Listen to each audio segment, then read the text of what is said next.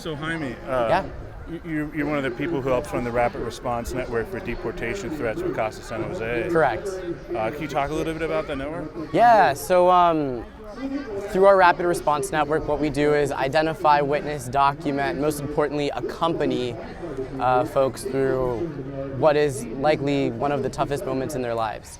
And so we recognize that in this city and around the country, there are people that want something to do, that feel helpless, that want to help their neighbors but don't know how to do so in a safe way. And so we're trying to provide that path to both make a maximum impact for the families that are affected while also mobilizing communities to transform these moments into larger issues.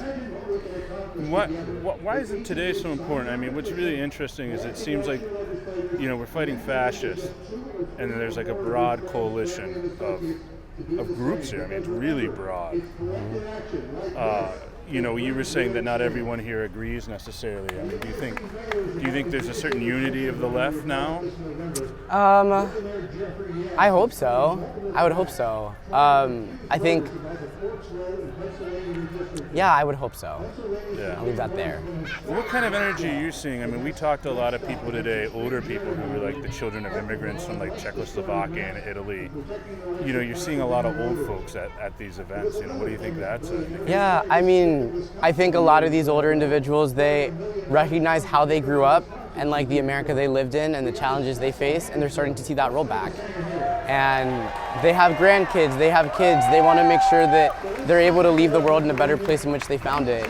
And that's a shared common mission that we all have, but I'm sure it's especially relevant to people that have gone through the long arc of movements over the course of time. Yeah, it seems, as we stand here, there's a lot of people walking around in costumes. It's obviously a really nice park. It seems like people are having a fun time. I think of Bell Hooks saying joy is revolutionary. Yeah, we are not going to get out of this by being glum and crying and being depressed. We are going to dance our way out of this. We are going to be joyful in our way about this. We are going to come out of this with our heads held high. Yeah. So every moment of this is a part of that.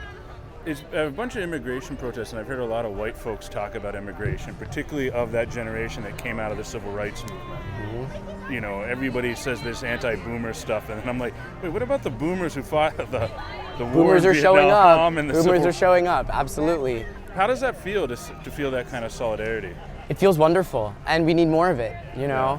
I show up to raids on the regular, and who do I see? People of all ages attending, crying alongside me, doing the work of investigation.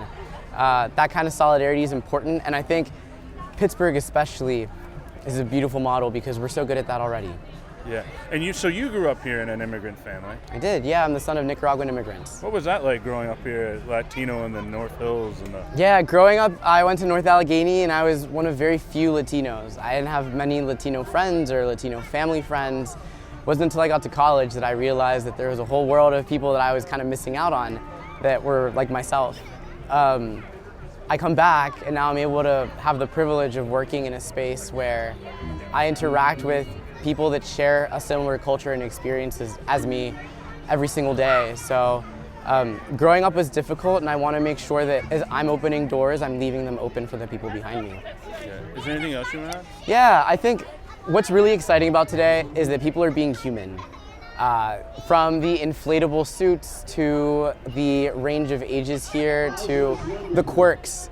It is the best of what humanity can offer, and in a time where everything is so seemingly hopeless and inhumane, this is the way we're going to get out of this. So we need more and more and more, and we need people to dig into the work.